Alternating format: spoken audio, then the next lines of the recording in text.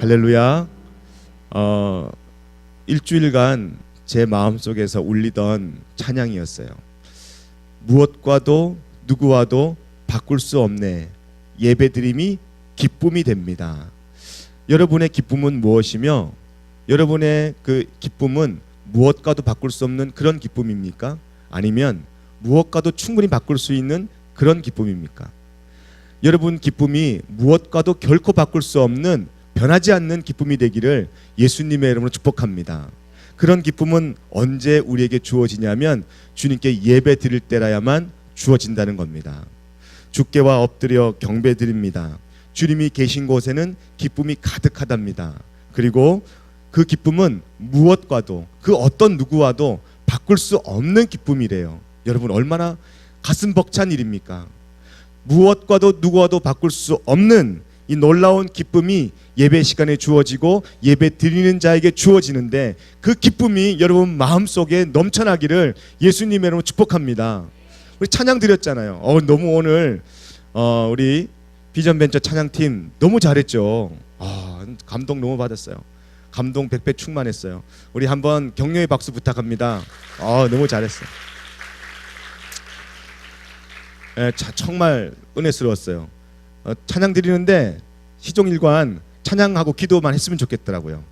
근데 순서가 없어지니까 내가 얼마나 뻘쭘하겠어요. 그래서 앞으로는 한 2-3시간만 설교하고 나머지 5시간은 찬양만 했으면 좋겠어요. 기쁨이 가득하면 시간을 초월하게 되어 있고요. 기쁨이 넘치면 그 어떤 것도 우리를 방해할 수 없어요. 여러분 그런 기쁨이 그런 변질되지 않는 그리고 세상에서 그 어떤 것도 비교할 수 없는 그런 기쁨을 여러분들이 누리시기를 예수님의 이름으로 축복합니다. 오늘 우리가 예수 따름이라는 제목으로 4주 동안 요한복음 13장 34절과 35절 말씀을 같이 묵상하고 있습니다. 주님께서 우리에게 주신 새 계명이라는 거예요. 우리가 가끔씩 바쁘거나 또 너무나 많은 스트레스를 받거나 다른 교회와 비교해보거나 아니면 여러분들 마음속에 낭망이 찾아올 때 또 그 어떤 것도 예배보다 더 귀한 가치가 생길 때 여러분들 어떻게 생각합니까? 꼭 우리가 예배 가야 하나? 나 이렇게 바쁜데 나 예배 드려야 하나? 교회 꼭 가야 돼? 나 오늘 피곤한데? 꼭 예배 드려야 돼? 그 신당동에 있는 우리 예수마을교회에 있는 그 본당을 빌려서 쓰는 우리 샬롬 커뮤니티 교회 예배를 꼭 드려야 돼?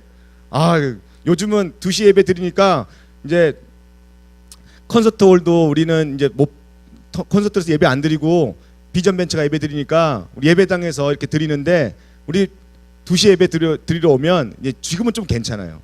여름 되면 이제 많은 인파가 여기 머물다 갔기 때문에 그 인파의 향이 그대로 묻어져 나오더라고요.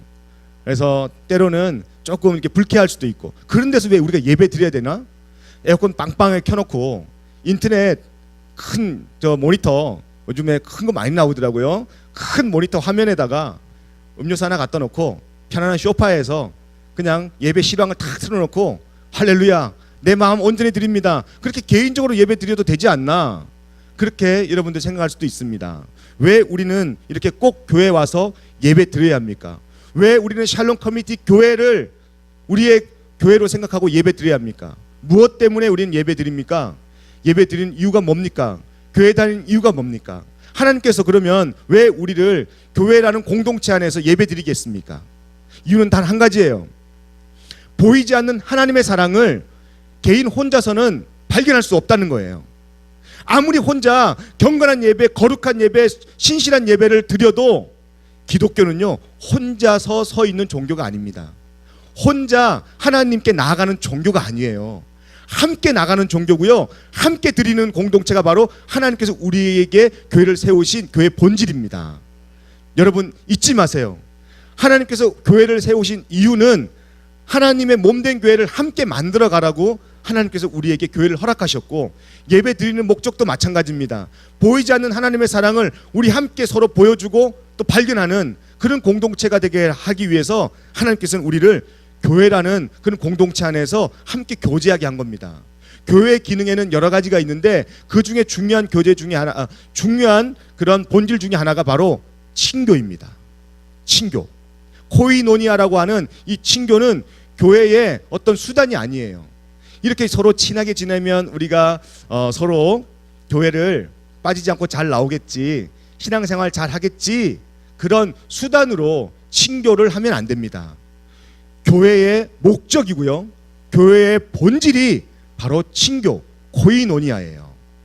그런 교회의 본질과 목적을 잃어버린 교회의 생활은 반쪽짜리예요.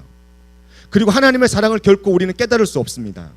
하나님의 사랑은 반드시 예배를 통해서, 또 친교, 코이노니아를 통해서 보이지 않는 하나님의 사랑이 보여지게 되어 있습니다. 여러분, 오늘 그러한 친교를 통해서 하나님의 사랑이 보여지기를 예수님의 이름으로 축복합니다. 그러면 왜 우리가 친교, 코이노니아를 통해서 하나님의 사랑이 보여질까요? 여러분 봐봐요. 이 세상에 어린 아이든 어른이든 상처받지 않은 영혼은 한 명도 없습니다. 저 상처 안 받았어요. 바로 뭐가 문제가 있는 거예요. 정서적으로 문제가 있는 거예요. 상처를 이미 많이 받았음에도 불구하고 그걸 모르는 거예요. 그걸 일컬어서 상등신이라고 하는 거예요. 제가 늘 얘기하잖아요. 이 바보 중에도 몇 단계가 있다고. 정말이에요. 상처를 자기가 받은지도 모르는 사람은요, 뭔가 문제가 있는 겁니다. 모든 사람은요 다 상처받게 생겼어요. 태어나면서부터 다 상처예요. 그러니까 사람이 태어나면서 울잖아요. 상처받은 영혼입니다. 우리는 모두가 다. 그리고요, 사람은 그 상처 때문에 상대방에게 대한 감정이 적대감을 갖게 되어 있어요. 상대방에게 적대되고 그 적대감 때문에 사람들은 소외됩니다. 점점 소외돼요. 그래서 나랑 맞는 사람 335는 같이 친하게 지내고, 그 335도 믿을 수 있을까? 아니, 못 믿어요. 언젠가는 또 그 335가 내 뒤통수를 치는 그런 나의 적이 될 수도 있어요. 오죽하면 오늘의 친구가, 오늘의 그런 아군이 내일 적군으로 변한다고 이야기하겠어요. 그런 무서운 말이 우리 이 세상에 그냥 상식적으로 통하는 그런 세상이 되어버렸습니다. 이렇게 찢어지고 상처받고 고통받는, 그래서 많은 상처를 안고 있는 우리 이 땅에 사는 모든 사람들이 교회로 오라는 거예요. 하나님의 집으로 오라는 거예요. 예배 드리는 예배 자리로 오라는 거예요. 예배 드린 다음에 그 상처받은 영혼들끼리 하나님의 사랑이 부음바되어서 그 부음바된 사랑이 상대방에게 나타나는 거, 상대방에게 드러나는 거, 그 드러난 하나님의 사랑을 통해서 하나님은 두 가지를 하십니다. 치유와 회복을 하시는 거예요. 때로는요, 옛날에 우리 어머니 세대에 그런 신앙을 가지신 분들이 혼자 자기 완성이라는 그러한 명명 아래서요, 철야기도도 하고 금식기도도 하면서 막 기도해요. 그리고 더러는 산에 올라가서 기도도 해요. 그러다 보면 하나님이 어떤 계시를 받는데요. 그래가지고 막 몸에 이상이 오고, 그리고 또 방언도 하고, 그리고 예언도 하고, 그러면서 이제 그 누구도 범람하지 못하는, 그 누구도 근접하지 못하는 그런 자기 영역, 동물의 세계 마냥 자기 영역을 표시합니다. 그리고 그 근처로 오지 말라는 거야. 그 근처가 뭐예요? 자기 스타일 건들지 말라는 거예요. 자기 신앙의 색깔을 건들지 말라는 거예요. 그리고 자기 말 들으라는 거예요. 이게 바로 우리 어머니 세대들, 또 우리 한국교회를 병들게 하는 그런 영적인 문화였습니다. 마치 그것이 바른 것이냐, 옳은 것이냐, 그게 하나님의 뜻이냐 가르쳤던 모습이 바로 얼마 전에 우리 교회의 모습이었어요. 우리 한국교회의 모습이었어요. 근데 여러분, 그런 문화들이 왜 생긴지 아십니까? 그런 문화들이 어제 오늘 그냥 단순하게 생긴 것이 아니라 역사는요, AD 646년 664년으로 올라가야 됩니다. 664년에 위트비라는 총회, 다시 말해서 종교회의가 열렸어요. 위트비라는 종교회의가 열렸는데, 거기에서요, 컬트라는 그런 곳에 컬트라는 영성이 있었어요. 그 쉽게 얘기해서 예수님의 제자가 크게 두 가지로 나눠져요. 베드로와 또 오늘 지금 이야기하고 있는 사도 요한. 그런데 베드로를요, 캐톨릭에서는 교회를 최고의 교회의 지도자로 이야기합니다. 교회 최고의 지도자로. 그래서 베드로가 모든 이 교회의 어떤 하나님의 그런 주권을 가지고 교회의 제도를 만들어낸 그런 위대한 창시자라고 이야기합니다. 그런데 사도 요한의 영성이 있어요. 베드로의 영성이 있는가 하면 사도 요한의 영성이 있어요. 사도 요한의 영성은 마치, 이 비유를 들자면 이렇게 비유 들 수 있어요. 베드로의 영성은 정복하고 그리고 다스리고 그리고 그 사람을 지배하는 제도를 만들어서 교회를 세우는, 하나님이 교회를 세웠기 때문에, 하나님이 베드로를 통해서 천국 열쇠를 주셨기 때문에 음부의 권세가 너를 해치지 못하리라. 그러면서 베드로가 반석이라 그랬고요. 반석 위에 내 교회를 세우리라. 하나님이 교회를 세운다는 거예요. 그게 베드로의 영성이에요. 그 어떤 것도 근접하지 못하는, 그게 바로 남성의 어떤 영성이라고 하면 사도 요한의 영성이 있었어요. 사도 요한의 영성은 아우르고 용서하고 품고 더디 가더라도 기다려주는 거, 천천히 가는 거, 그게 요한의 영성이었어요. 이 영성이 둘이 경합이 붙은 게 바로 664년 바로 이 위트비 총회에서 경합이 붙었어요. 우리 어떤 걸 채택할 것인가. 근데 참 불행한지 어쩐지 모르겠지만 그때 종교 지도자들이 뭘 선택했냐면 남성의 어떤 영성인 베드로의 영성을 채택해서 캐톨릭에 접목시켰고요. 그래서 그러한 영성으로 세계 선교를 하기 시작한 겁니다. 오늘날 우리 교회가, 오늘 한국 교회뿐 아니라 모든 서구 교회들이 그런 영성을 다 도입했어요. 그렇게 받은, 영향을 받은 영성의 신학자들이 바로 칼빈이에요. 그리고 아구스티누스, 이런 사람들이 그런 영성의 영향을 받았어요. 그런데 펠라기우스라는 그런 영성, 다시 말 사도 요한의 영성을 갖고 있는 사람들은요, 그때 당시에 이단으로 정죄를 받았어요. 이건 아니야. 그러니까 이제는 더 이상 힘을 못 쓰는 그런 소수의 그런 영성이 바로 이 펠라기우스 영성이 돼버렸고요. 그 어떤 사람도 이제는 그 영성에 대해서 관심 갖지 않았습니다. 놀랍게도요, 21세기에 새롭게 교회의 영성에 대한 갱신이 일어나면서 이 펠라기우스에 대한 영성이 다시 재해석되고 있어요. 그게 바로 컬트 영성이라는 거예요. 컬트 영성을 통해서 지금 많은 사람들이 잃어버렸던, 반쪽짜리에, 다 얘기할게요. 잘 이해하세요. 하나님의 그런 아들이 2명이라면, 자녀가 2명이라면 베드로와 요한인데, 베드로의 영성만 고집하던 그러한 우리 교회가, 우리 교회 문화가 이제는 잃어버렸던, 반쪽짜리를 잃어버렸던 또 다른 영성, 요한의 영성을 요즘에 회복하고 있는 거예요. 그래서 아빠의 사랑만 강조하던 교회가 이제는 엄마의 사랑도 강조하기 시작했습니다. 그러면서 지금 회복이 일어나고 있어요. 이게 바로 지금 요즘 21세기 교회의 어떤 흐름이에요. 여러분, 오늘 우리 교회도 마찬가지입니다. 베드로의 영성만 가지고 있으면 결코 친교라는 것이 잘 이루어지지 않습니다. 베드로의 영성은 어떨 때는 다른 사람을 때로는 정죄하기도 하고요. 그리고 음부의 권세가 어디 근접해 그러면서 다 쳐버리는 게 바로 베드로의 영성입니다. 근데 사도 요한, 사랑의 제자 사도 요한의 영성은 그렇지 않아요. 품는 거예요. 서로 섬기는 거예요. 서로 사랑하는 거예요. 어떻게 지금 34절과 35절 말씀이 우리에게 세 계명으로 다가오는지 아십니까? 사도 요한의 영성. 다시 말해서 주님께서 우리에게 주신 아름다운 반쪽 영성은 어떤 영성이었냐면, 서로 사랑이라는 이 영성은 그때 당시뿐 아니라 지금도요, 사랑하면 대체적으로 사람들이 상식적으로 이해할 때 위에 사람이 아랫 사람을 사랑하는 것을 사랑이라고 합니다. 그리고 권력 있는 사람이 권력 없는 사람을 품는 것을 사랑이라고 해요. 그리고 가진 사람이 가지지 못한 사람을 품는 것을 사랑이라고 하고요. 그리고 배운 사람이 못 배운 사람에게 나눠주는 것을 사랑이라고 합니다. 대체적으로 우리는 사랑에 대한 상식을 그렇게 이해합니다. 그래서 사랑은 다 내리사랑이야, 내리사랑이야 그럽니다. 그게 바로 우리 일반적인 사랑에 대한 상식이에요.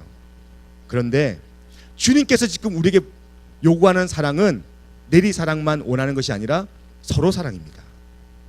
어떻게 나이 어린 사람이 나이 든 사람을 사랑해? 그런 사랑은 있을 수 없어. 있을 수 있다는 거예요. 내리 사랑만 있는 것이 아니라 올려 사랑도 있다는 거예요. 여러분들이 얼마든지 내가 부족한 부분들을 사랑하면서 여러분들이 나를 섬겨줄 수 있어요.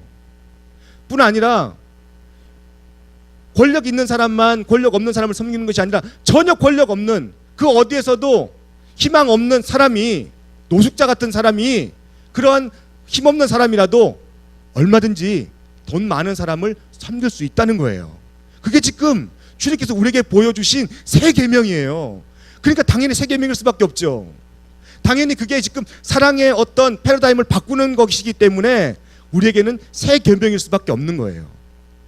사랑이라는 이 새 계명을 여러분들이 오늘 깊이 깨닫고 하나님께서 우리에게 허락한 이 교회 공동체를 아름답게 세워나가는 저와 여러분 되기를 예수님의 이름으로 축복합니다. 오늘 우리는 교회의 본질에 대해서 이야기하면서 제가 교회는 친교가 교회의 수단이 아니라 목적이다라고 이야기를 시작했습니다. 그리고 친교에 필요한 그러한 재료는 사도 요한의 영성이고, 사도 요한의 영성은 서로 사랑인 거예요. 서로 사랑은 금방 우리 교회에 등록한 새가족이라도 얼마든지 사랑을 베풀어 줄 수 있는 거예요. 여러분, 오늘 이 서로 사랑에 대한 깊이를 깨닫고 주님께서 우리에게 말씀하시는 새 계명을 여러분들이 마음속에 품어서 우리 교회가 또 하나의 세상의 그런 모임으로 흘러가는 그런 교회가 아니라, 세상의 지옥을 흉내내는 그런 공동체가 아니라 하나님이 찾으시는 바로 그 공동체가 되기를 예수님의 이름으로 축복합니다. 교회가 그렇게 될 수 있는 유일한 길은 한 가지밖에 없습니다.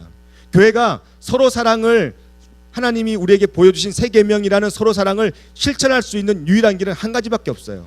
그게 뭔지 아십니까? 서로 섬기는 거예요. 주님께서 지금 이야기하면서요, 이 새 계명을 이야기하면서 세 가지 맥락으로 이야기하고 있습니다. 첫 번째는 요한복음 13장 1절부터 쭉 나오는데 뭐라고 나오냐면, 제가 한번 읽어볼게요. 오늘 사실은 설교를 다른 분이 섬기기로 했다가 어젯밤에 연락을 받았어요.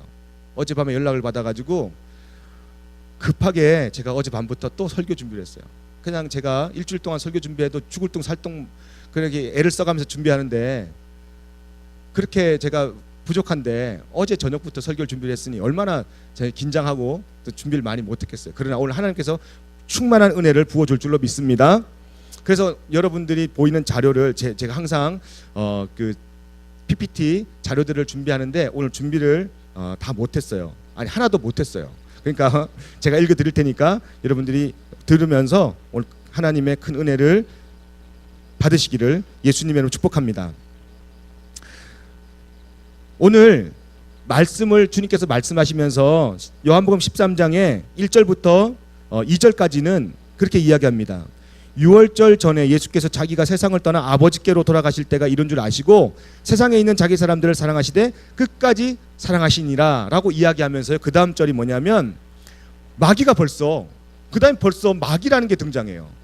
지금 보고 있는 거죠. 2절 보니까 마귀가 벌써 시몬의 아들 가룟 유다의 마음에 예수를 팔려는 생각을 넣었다라고 나옵니다. 1절과 2절을 그렇게 표현한 다음에 그 다음부터 기록되어 있는 내용이 뭐냐면요, 세족식이에요. 그 다음부터 마귀가 예수님을 배반할 것을 기록하고 난 다음에 그 다음부터 보여주는 게 세족식이라고요. 무슨 의미예요? 원수인데, 원수가 생겼어요. 이 인간이 날 팔 인간이고 이 인간이 날 배신할 인간이야. 그걸 분명히 예수님 알고 계셨는데 그 다음에 하는 행동 일반적이지 않잖아요. 여러분 다 일반적인가요? 왼수가 앞에 딱 나타났는데 여러분 반응이 어떨까요? 여러분들이 좀 굉장히 불편한 사람이 있어. 그 이미지만 떠올라도 막 밥맛이 떨어지고 그 사람 목소리만, 그놈의 목소리, 그놈인지 그인지 모르지만 목소리만 들어도 막 이렇게 현기증이 나고 막 싫어. 그런 사람이 있다고 생각해봐요. 여러분들은 눈빛 보니까 아무도 없는데 그런 사람이 있다고 생각해봐요. 근데 그런 사람이 지금 내 앞에 딱 나타났어. 여러분들의 일반적인 반응 어때요? 여러분들 반응이? 그렇죠. 그 자리를 떠나고 싶은 게 일반적인 상식이에요. 떠나고 싶은 게. 근데 지금 주님이 하는 행동 보십시오. 물을 떠다가 직접 드는 겁니다. 물을 떠다가 허리를 동이고요. 앉아서 제자들의 발을 씻어줍니다. 듣기 싫은 그놈의 목소리. 원수 같은 그 인간이 눈앞에 있는데 그 인간의 발을 씻어줘요. 말이나 되는 겁니까? 상식적인 거예요? 전혀 상식적이지 않습니다. 일반적이지 않아요. 그래서 주님은 우리에게 새 계명이라고 그러는 겁니다. 내가 좋아하는 사람만, 내가 원하는 사람만, 나하고 마음 맞는 사람만, 나하고 늘 통하는 사람만 사랑하는 것은 일반적인 사랑이에요. 상식적인 사랑이에요. 원수 같은, 전혀 그 영혼에 대해서 내가 마음을 열 수 없는 그 사람에 대해서요, 마음을 열고 사랑하는 마음을 표현하는 거, 그게요 서로 사랑이고요. 그게 새 계명인 것입니다. 그러한 새 계명이 우리 공동체 안에 이루어질 때 진정한 코이노니아, 친교가 이루어질 수 있다는 겁니다. 보이지 않던 하나님의 사랑이, 멀리만 있는 것 같은 하나님의 사랑이 내 마음에 아로새겨진다는 거예요. 그 하나님의 사랑이, 너무나 멀리 있던 하나님의 사랑이 친밀하게 느껴진다는 거예요. 예수의 목소리가 들리고요, 하나님의 심장이 깨달아진다는 거예요. 어떻게 할 때? 서로 사랑이라는 것을 우리가 깨닫고 원수까지도 사랑할 수 있는 그런 수준으로, 새 계명으로 내 마음을 열 때, 그때 비로소야 들리지 않던 하나님의 세미한 음성이 들리기 시작하는 겁니다. 깨닫지 못했던 하나님의 심장이 느껴지는 거예요. 얼마나 감격스럽겠어요. 얼마나 기쁘겠어요. 그때 드려지는 찬양이 뭔지 아십니까? 무엇과도 누구와도 바꿀 수 없어요. 주님, 예배드림이 기쁨이 되는 것을 이제야 깨달았습니다. 여러분, 예배드리는 기쁨이라는 것이 단순히 감정만 탁 건드려주는 그런 기쁨을 여러분들이 맛보았습니까? 그러면 그 기쁨은요, 아침 안개 없어지듯 사라지고 마는 거예요. 한번 세상에 나가봐요. 세상이 그리 호락호락합니까? 마귀가 여러분들 마음속에 얼마나 들락날락 그래요. 얼마나 우리 마음을 곤비케 하고 힘들게 합니까? 그런데 무엇과도 바꿀 수 없는 기쁨이 우리 속에 있다고요? 그렇다면 아무리 우리 어두움이 우리를 해치려 한다 해도요, 유혹한다고 해도요, 하나님의 사랑을 끊을 수 없는 것이 바로 서로 사랑을 할 때 느끼는 감정입니다. 변하지 않는 감정, 그 어떤 것도 앗아갈 수 없는 기쁨. 그 기쁨이 언제 생깁니까? 서로 사랑할 때. 가룟 유다 같은 원수가 내 앞에 있다 할지라도 일반적인 상식을 뛰어넘어서, 개념적인 상식을 뛰어넘어서 서로 사랑할 때, 그때 하나님의 사랑이 비로소 깨달아진다는 겁니다. 하나님의 사랑이 우리 공동체 안에 이루어진다는 거예요. 여러분, 오늘 저는 이 말씀을 묵상하면서요, 여러분들에게 도전하면서 우리 공동체가 이런 공동체가 되기를 소원하는 간절한 기대감이 생깁니다. 나만 그런 기대감으로 우리 공동체를 바라봐야 되겠습니까? 아닐 거예요. 우리 모두가 다 그런 공동체가 되기를 기대하고요, 그리고 나와 여러분 한 사람 한 사람이 그런 공동체가 되기 위해 몸부림쳐야 될 줄로 믿습니다. 그리고요, 그럴 때 세상이 감당치 못하는 그런 엄청난 영향력이 있는 위대한 존재들이 될 줄로 믿습니다. 나이가 어려요? 나이가 어려서 못합니까? 아니에요. 내가 지금 준비하는 입장이니까 직장도 준비하고 공부도 준비하고, 목사님 기다리세요, 나 지금 돈 벌려고 그러거든요, 좀 기다리세요. 돈 벌어서 내가 화끈하게 한번 서로 사랑해 볼게요. 돈 벌어서 한다니까. 알았어요 목사님, 그 마음 다 알았어요. 그렇지만 내가 지금 가진 게 없거든. 돈 벌어서 한다니까. 돈 벌어서. 목사님 잠깐 기다리세요. 내 지금 권력이 없거든. 내가 저기 청와대 가서 이 금배지 달고 한다니까. 좀만 기다리시라고. 좀만. 알았어. 좀만 기다려요. 목사님 좀 기다리세요. 제가 아직 10대거든요. 기다리세요. 제가 20대 돼서 30대 돼서 영향력이 있는 사람 될 때 그때 서로 사랑할게요. 걱정하지 마세요. 제가 알았어요. 그 마음 알았어요. 오케이, 거기까지. 이거 아니란 말이에요. 아까 얘기했죠. 서로 사랑은 가진 것 있기 때문에 그 가진 것으로 사랑하는 게 아니에요. 내가 앞으로 가질 것에 대해서 그 가진 것이 생길 때 사랑하는 게 아니에요. 지금 내 현장에서, 내 위치에서, 내 모습에서 있는 모습 그대로 여러분 주위에 있는 사람들을 여러분들이 마음을 다 놓고 마음을 다해서 사랑할 때 그때 하나님의 사랑이 우리 속에 깨달아진다는 겁니다. 나이 상관없어요. 가진 것 있는 것 없는 것 상관없어요. 배운 것 상관없어요. 그리고 물질 상관없어요. 마음이 중요한 겁니다. 그걸 지금 가르쳐주면서 주님께서는 그 계명을 새 계명이라고 이야기하고요. 그런 걸 일컬어서 요즘 신학의 바람이 불고 있고 하나님께서 원하시는 교회가 그런 교회다라고 지금 한국 교회에 대해서 하나님이 말씀하고 계시는 거예요. 여러분 오늘 이 귀한 거룩한 새 계명이 우리 안에 이루어지기를 예수님의 이름으로 축복합니다. 말씀의 결론을 맺어요. 오늘 세미나가 있기 때문에 말씀의 결론을 맺고 바로 세미나를 하도록 하겠습니다. 오늘 세미나는 세미나 강사 아직 안 오셨나? 송국관 FC 전화하려고? 그럼 2시간 정도 걸리겠네. 그러면 결론으로 2시간 정도만 하고 그리고 세미나를 듣도록 하겠습니다. 여러분 오늘 우리가 새 계명에 대해서 이야기하고 있습니다. 오늘 마지막으로 예수 따르미가 배워야 할, 예수 따르미가 지켜야 할, 예수 따르미가 행해야 할 새 계명은 뭡니까? 일반적인 사랑, 상식적인 사랑, 우리가 갖고 있는 우리 개념 안에서의 사랑, 내가 사랑하는 사람만 사랑하는 사랑, 그런 사랑 아니라는 거예요. 여러분 오늘 여러분이 갖고 있던 사랑이 그런 사랑이었다면 다 내려놓으세요. 그리고 여러분들이 아직 나는 사랑할 나이가 아니에요. 목사님, 난 아직 사랑하기엔 너무 나이가 어려요. 그런 사랑 아니야. 그죠? 그런 거 아니야. 그런 이상한 사랑 말고요. 오늘 우리가 나이가 어리든 아직까지 많은 걸 배우지 못하고 많은 걸 가지지 못하고 아직까지 내가 부족하고 연약하고 많은 부분이 채워지지 않았다 할지라도요 괜찮아요. 상관없어요. 여러분 현장에서 있는 모습 그대로 누군가를 사랑하세요. 그리고 그 사랑이 여러분들 힘들게 할지라도 하나님의 사랑을 더 갈망하면서 나가세요.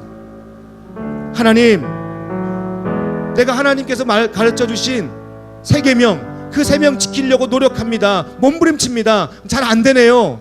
주님 예배드립니다. 예배 자리에 나오세요. 그럼 그 예배 자리에서 하나님의 엄청난 사랑을 쏟아부어 줄 줄로 믿습니다. 그 하나님의 사랑이 내 마음에 부어지잖아요. 예배 시간에 그 하나님의 사랑이 내 마음에 아로새겨지잖아요. 그러면요 세상이 감당 못해요. 다른 지체들이 감당을 못해요.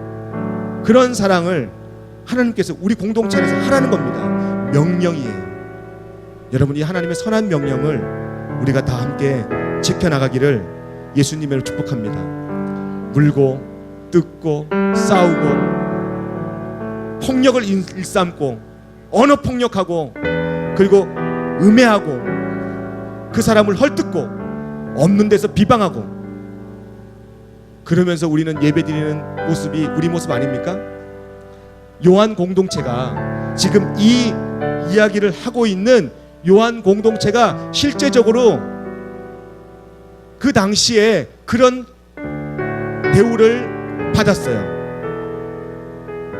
같은 유대인들이라는 사람들이요 어떻게 대우한지 아십니까? 실제로요 성경에 나와 있는 그런 비유적인 죽음이 아니라 실제로 죽음을 당했어요. 예수 믿는 공동체라는 이유로 서로 사랑한다는 이유 하나만으로요 너희들 왜 별나게 그렇게 믿어?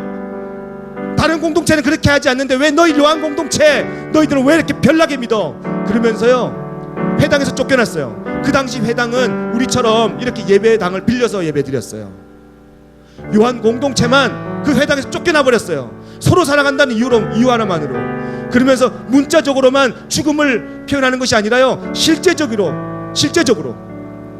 요한 공동체들은 서로 사랑한다는 이유로요 죽음을 당했어요. 살해당했어요. 폭력을 당했어요. 린치를 당하고요. 그리고 뿐 아니라 종교 그 시설에서 더 이상 사용할 수 없도록 배교를 당해버렸어요. 그런 엄청난 어려움을 당한 공동체가 지금 서로 사랑하라고 외치고 있는 요한 공동체였고요. 그 요한 공동체는 예수님의 본질을 깨닫고 예수님의 마음을 가지고 살아갔던 공동체예요. 서로 사랑이 쉬운 줄 아세요? 서로 사랑이 말처럼 그렇게 가벼운 줄 아세요? 그렇지 않습니다. 예수님의 마음이 없으면요 결코 가능하지 않아요. 내가 죽는, 나를 비우는, 나를 상실하는 그런 아픔이 없으면요 서로 사랑은 이루어지지 않습니다. 그렇기 때문에 예배 드리는 거예요. 예배 자리에서 나 자신을 상실해버리라는 거예요. 나 자신을 잊어버리라는 거예요. 나 자신의 욕심과 욕망을 내려놓으라는 거예요. 그때 하나님의 사랑이 그 빈 마음에 부어지고요, 다윗이 고백한 것처럼 주여 내 잔이 넘치나이다, 나의 마음이 기쁨으로 넘치나이다, 사랑으로 넘치나이다. 그 다윗의 고백은 우리 모두에게 하나님의 사랑을 보여주는 그런 행동 양식으로 바뀐다는 겁니다. 우리의 실존이 그렇게 되어야 됩니다. 여러분의 존재 양식이 그렇게 되어야 됩니다. 여러분, 무엇이 여러분의 존재 양식을 결정합니까? 내가 많이 배웠기 때문에, 내가 많이 가지려고 하기 때문에, 내가 좋은 그림을 그리고 있기 때문에 그것이 여러분의 존재 양식이 됩니까? 목사님, 나는 어떤 사람인지 아십니까? 나요, 앞으로 잘 나갈 사람이고요, 앞으로 잘 될 사람이에요. 그래, 너 잘 돼, 잘 돼, 잘 돼. 내가 맨날 축복하죠. 잘 되길 내가 항상 축복하잖아요. 좋은 사람 만나길 축복하고, 잘 되길 축복하고, 영향력 있는 사람 되길 축복하고, 교계, 정계, 문화, 정치, 외교, 경제 모든 분야를 리더하는 지도자가 되기를 내가 맨날 축복하잖아요. 그런 사람 되십시오. 그렇지만 지금 현재 서로 사랑하십시오. 지금 그 모습 그대로 지금 현장에서 지금 바로 서로 사랑하기를 결단하십시오. 서로 사랑은 용서하지 않으면 안 됩니다. 서로 사랑은 용납하지 않으면 안 돼요. 친교는요, 어떤 걸 재료로 삼냐면 하나님의 교회의 본질을 이루고 있는 친교, 코이노니아는 용서와 용납을 전제로 하는 거예요. 용서와 용납이 빠진 서로 사랑은요 결코 있을 수 없어요. 용서와 용납이 전제한 것을 일컬어서 서로 사랑이라고 이야기하는 것입니다. 여러분, 오늘 여러분 마음속에 사랑하지 못하는, 다시 말해서 나는 저 인간만큼은 용납할 수 없어, 저 사건만큼은 용서할 수 없어, 그런 사람이나 사건이 있습니까? 우리 시간 하나님의 사랑을 갈망하십시오. 하나님의 사랑을 기대하십시오. 하나님의 사랑은 여러분들이 용서할 수 없는 사건과 용서할 수 없는 사람을 사랑할 만큼 충만하게, 그리고 그만큼 영향력 있게 우리에게 부어질 줄로 믿습니다. 하나님의 사랑은 그거보다 더 커요. 그거보다 더 위대해요. 그거보다 더 강력합니다. 그 하나님의 사랑으로 용납하고 용서하는 그런 친교가 있는, 하나님이 원하시는 아름다운 친교가 있는 그런 공동체가 되기를 예수님의 이름으로 축복합니다. 오늘 이 찬양 드리면서 우리 간절히 여러분들의 신앙을 고백하기 바랍니다. 사랑하며 섬기겠습니다. 생명 주신 예수님, 버려진 날 찾아오셔서 내게 생명 주셨죠. 주님 없이는 나는 이 사망의 죄된 몸에서 그 어떤 방법이나 그 어떤 해결책으로도 내 마음의 생명이 존재할 수 없었습니다. 주님이 날 찾아와 주셨습니다.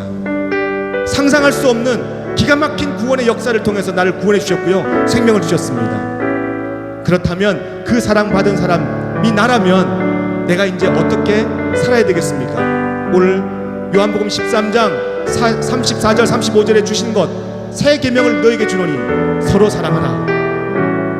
서로 사랑하라는 이 하나님의 놀라운 계명, 율법, 나에게 주신 명령을 용서와 용납으로 우리 교회에서, 우리 공동체에서 행할 수 있도록 하나님 저를 지켜봐 주시고요, 저에게 힘 주시고요, 저에게 사랑 부어 주세요 하는 마음으로 서로 사랑하며 섬기겠습니다. 찬양합니다.